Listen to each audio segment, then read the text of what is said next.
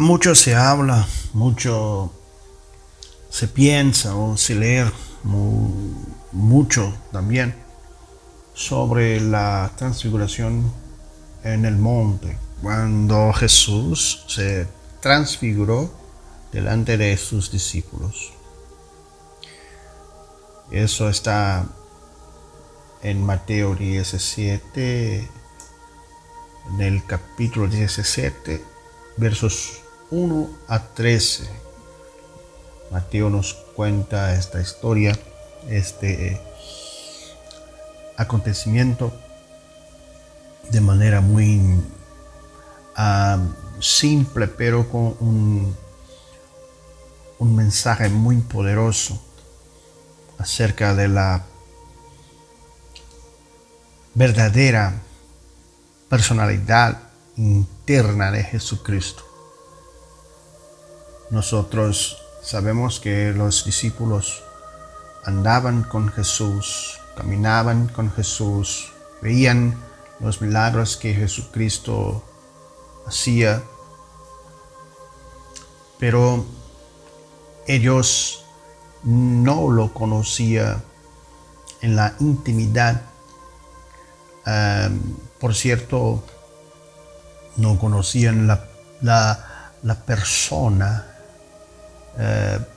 adentro del cuerpo de Jesucristo, porque realmente Jesús era el verdadero Hijo de Dios que estaba en aquel cuerpo humano. Y Mateo, en su capítulo 17, versos 1 a 13, dice así, que Jesús subió al monte una semana después de la revelación en Cesarea de Filipo. Tuvo otra experiencia sobrenatural con sus discípulos, según la tradición católica. Esta experiencia sucedió en el monte Tabor, según los católicos le dice eso, pero da la localización donde se encontraban Jesús y sus discípulos justamente antes de este evento en Cesarea de Filipo. Lo más probable es que la montaña a la que se refiere es el monte Hermón, que se encuentra al norte, hoy en la frontera entre Israel y Siria.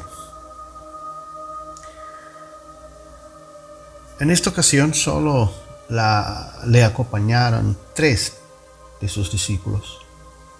En Mateo 17, 1 a 2, dice así: 6 días después Jesús tomó a Pedro, a Jacobo y a Juan, su hermano, y los llevó aparte a un monte alto, y se transfiguró delante de ellos, y resplandeció su rostro como el sol, y sus vestidos se hicieron blancos como la luz.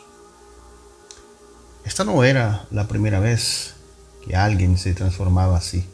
Hay un precedente bíblico en Éxodo. Moisés pasó por una experiencia similar cuando subió al monte Sinaí. Éxodo 34, verso 29. Y aconteció que descendiendo Moisés del monte Sinaí con las 2 tablas del testimonio en su mano, al descender del monte, no sabía Moisés que la piel de su rostro resplandecía después que hubo hablado con Dios. La Biblia cuenta que el rostro de Moisés brillaba de tal manera que tuvo que cubrirse el rostro, porque era como ver directo al sol. Está escrito en Éxodo 34, del versículo 29 al versículo 35. ¿Y por qué razón le brillaba? La Biblia explica que esto fue resultado de haber estado en la presencia de Dios. El rostro de Moisés reflejaba la luz del Señor y algo similar le sucedió a Jesús. Él estaba orando en el monte alto cuando se transfiguró. Esta oración fue muy fuerte. Creo yo que Jesús estaba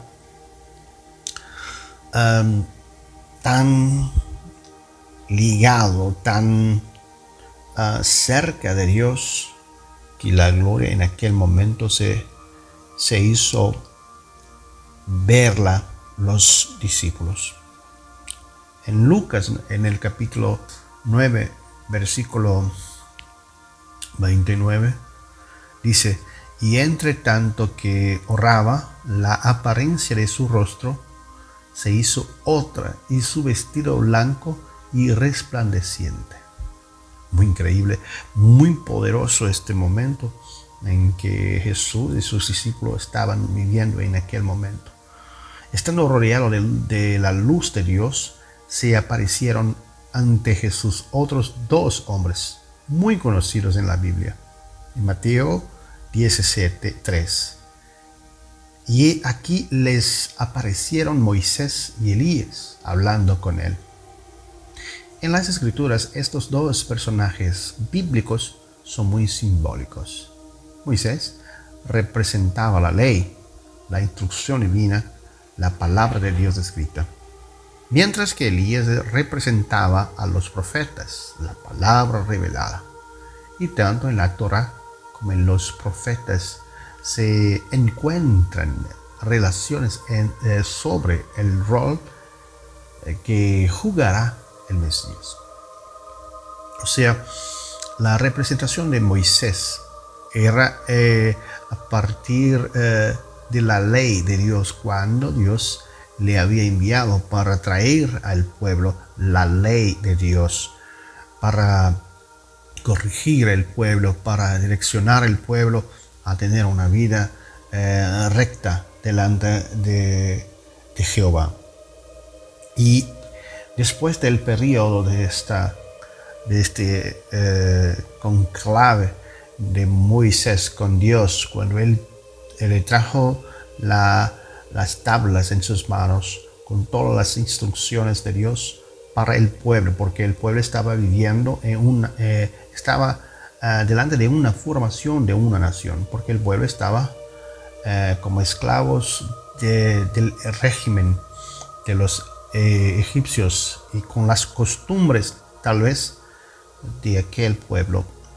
Pero como Moisés era la representación del viejo concierto de Dios para con el pueblo, en la realidad esta era la función de Moisés, la representación de la ley, de las órdenes de Dios para el pueblo. ¿Acaso que, o por otro lado, Elías era la representación del rescate, de la promesa de Dios, el cumplimiento de la palabra de Dios, a un otro tipo de relación de Dios con los hombres? Y a partir de cuando vinieron los profetas, ahí estaban las promesas de Dios para tanto para las naciones, cuanto para Israel, tanto para Israel cuanto para las naciones, porque era una promesa de Dios. Porque en realidad en Génesis, en el capítulo 3, después de la caída del hombre, Dios había, capítulo 3, versículo 15, Dios había prometido también el rescate del mundo. A partir de ahí, Dios creó un plan de salvación para la humanidad.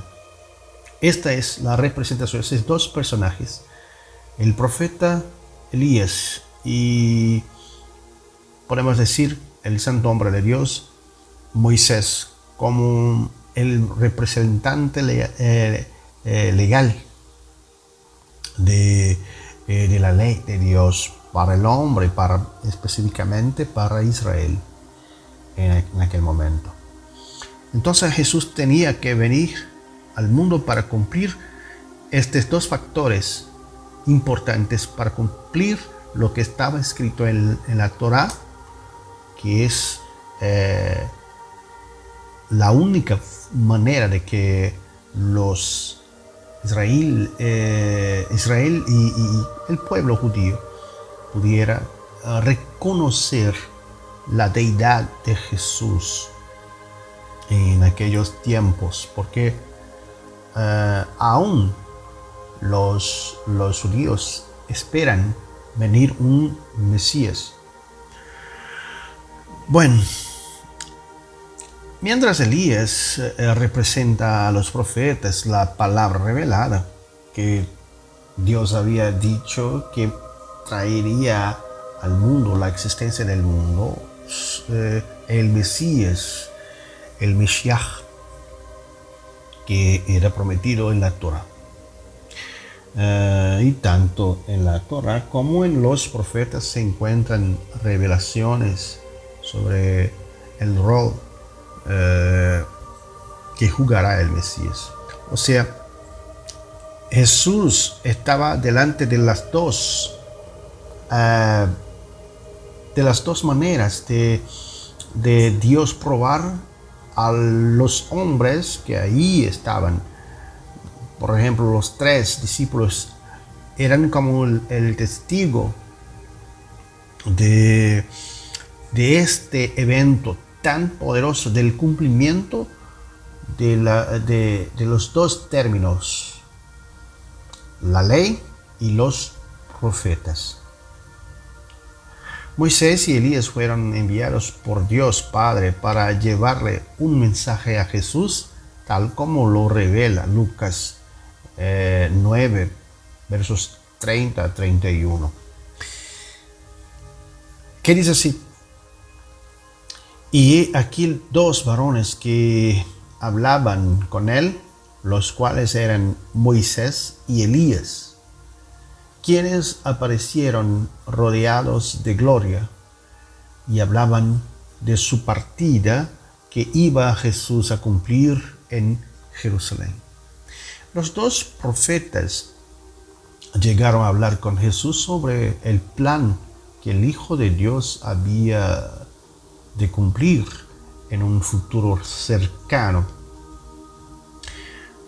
Él debía ir a Jerusalén para morir en la cruz como el Cordero de Dios que quita el pecado del mundo. Eso está en Juan 1, 29. Enramadas. Al ver esta visión, Pedro creyó que había llegado el cumplimiento de la fiesta de los tabernáculos o de tabernáculos, la cual apunta el milenio de paz que traerá el Mesías. Esto es uno de los pensamientos que podemos conjeturar o pensar que sea el verdadero motivo que Pedro estaba pensando en cumplir, que Jesús, por ejemplo, estaba o venía en aquel momento para la restauración natural de Israel, pero él comprendió muy errado eso, porque el reino de Dios no es simplemente el reino que nosotros vemos, que nosotros tocamos, que nosotros miramos materialmente. Era un propósito divino. En ese contexto se entiende que lo que Pedro dijo en Mateo 17:4, y dijo: entonces Pedro dijo a Jesús: Señor, bueno es para nosotros que estemos aquí. Si quieres, hagamos aquí 3 enramadas, una para ti, otra para Moisés y otra para Elías. En la fiesta de tabernáculos, el pueblo de Dios está instruido a hacer enramadas o tabernáculos, que son habitaciones temporales. Eso está en Levítico 23, 33 a 43, capítulo 23, versos 33 a 43. En la tradición judía, cada uno de los 8 días de celebración bajo la enramada, o en hebreo Sukkah, simbólicamente se invitan a ciertos personajes bíblicos: Abraham, Isaac, Jacob, José, Moisés, Aarón y David. Por eso, cuando Moisés y Elías se presentaron con Jesús, Pedro creyó que se estaba realizando el cumplimiento profético de la fiesta y ofreció levantar una sukkah para cada uno de ellos. Bueno, para profundizar más sobre el tema de la fiesta de tabernáculos, le recomiendo que encuentre atributos o estudios en esencia de Sukkot. Aún usted puede buscar en internet o en otros estudios. Pero después se hizo evidente que esa no era la ocasión del cumplimiento, la cual ahora entendemos que será en la segunda venida de Jesús. En ese momento la voz del Padre se dejó oír. El propio Dios le había revelado eso para aquellos que estaban presentes, o sea, los 3 discípulos. Mientras él aún hablaba, una nube de luz los cubrió, y he aquí una voz desde la nube que decía: este es mi Hijo amado, en quien tengo complacencia. A él oíd. Eso está en Mateo, en el capítulo 16 y 5, versículo 5. El mismo Padre Celestial dio testimonio de quién era Jesús ante los discípulos. Y las palabras que usó están vinculadas a una profecía mesiánica en Isaías, en el capítulo 42, en el verso 1, dice así: he aquí mi siervo, yo le sostendré, mi escogido, en quien mi alma tiene contentamiento. He puesto sobre él mi espíritu. Él traerá justicia a las naciones. Qué bello. Dios siempre cumple con sus palabras. Los discípulos reaccionaron como los israelitas cuando oyeron la voz de Dios en el monte Sinaí. Eso está en Éxodo, en el capítulo 20, versículos 18 al versículo 20. En Mateo 17, verso 6, dice: al oír esto, los discípulos se postraron sobre sus rostros y tuvieron gran temor, porque ellos sabían de quiénes era aquella voz que estaba tan poderosa hablando, de aquel personaje, de aquella persona llamada Jesús. No era simplemente un maestro, un rabino. Era una persona que era realmente el Hijo propio de Dios. La segunda o tercera vez que Dios hablaba para el pueblo que estaba cerca de Jesús, para que todo le conociera a Él, que no era simplemente una persona cualquiera que estaba trayendo al pueblo, o cualquiera que sea el conocimiento. No, era el propio Hijo de Dios. No sabemos cuánto tiempo permanecieron postrados, Pero no extrañaría que fue durante un tiempo muy largo, pues Jesús los tuvo que levantar. Mateo 17, versículo 7 a 8, dice: entonces Jesús le acercó y los tocó, y dijo: levantaos y no temáis. Y alzando ellos los ojos, a nadie vieron sino a Jesús solo. Después de eso, Jesús les hizo una petición especial para que ellos no pudieran hablar en aquel momento. Dice Mateo en el capítulo 17 y verso 9, que dice así: cuando descendieron del monte, Jesús les mandó diciendo: no digáis a nadie la visión, hasta que el Hijo del Hombre resucite de los muertos.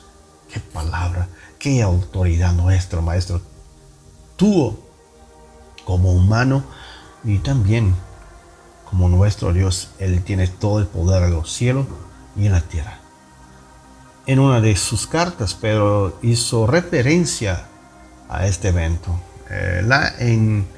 En segunda carta de Pedro, en el capítulo 1, versículos 17 al versículo 18, dice así: pues cuando él recibió de Dios Padre honra y gloria, le fue enviada desde la magnífica gloria una voz que decía: este es mi Hijo amado, en el cual tengo complacencia.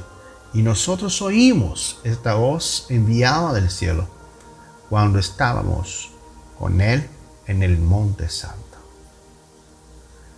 Esta es una referencia de Pedro después de muchos años de convertido, obviamente, después de la caída del Espíritu Santo, cuando él tuvo su ministerio restaurado, después de tanto sufrimiento, después que Jesucristo hubiera sido crucificado, y él le había negado a Jesús su corazón. Creo que estuvo muy triste, pero después que el Espíritu Santo hubiera venido, todo se cambió. Y Pedro pasó de una persona de cobardía a tener éxitos en sus prédicas. Y mientras él se acordaba de este momento que vivió con Jesús físicamente en aquel monte, hace referencia a esto en segunda carta que él escribió, relatando todo eso. En este contexto, Pedro explica la importancia de la profecía bíblica. Él dice eso, escribió eso en 2 Pedro 1, 19 a 21, versículo 21. Tenemos también la palabra profética más segura, a la cual hacéis bien en estar atentos como a una antorcha que alumbra en lugar oscuro, hasta que el día esclarezca y el lucero de la mañana salga en nuestros corazones. Entendiendo primero esto, que ninguna profecía de la Escritura es de interpretación privada, porque nunca la profecía fue traída por voluntad humana, sino que los santos hombres de Dios hablaron siendo inspirados por el Espíritu Santo. En los momentos oscuros de la vida, las profecías bíblicas nos guían para que tomemos decisiones basadas en lo que Dios nos ha dicho, en lugar de dejarnos llevar por las circunstancias temporales. lo que dice acerca, vamos a observar algo sobre Elías. Conociendo a los discípulos la profecía referente a Elías, le preguntaron a Jesús lo siguiente, en Mateo 17, verso 10. ¿Por qué pues dicen los escribas que es necesario que Elías venga primero? Esto no era algo que se inventaron los escribas, sino lo que ellos enseñaban basados en una profecía de Malaquías, Malaquías capítulo 3, verso 1. Que dice así: He aquí yo envío a mi mensajero, el cual preparará el camino delante de mí, y vendrá subitamente a su templo, el Señor a quien vosotros buscáis, y el ángel del pacto, a quien deseáis vosotros, aquí viene, ha dicho Jehová de los ejércitos.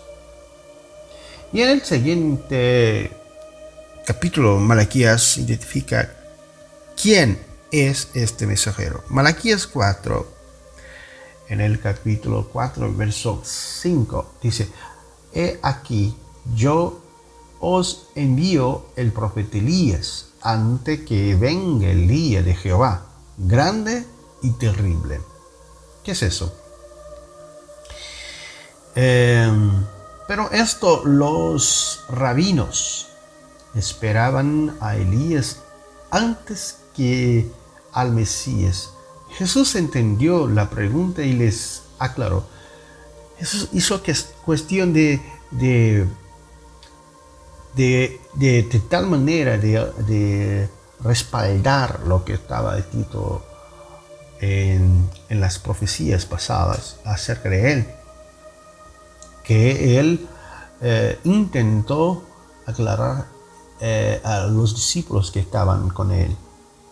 Eso está en Mateo, en el capítulo 17, 11 a 13.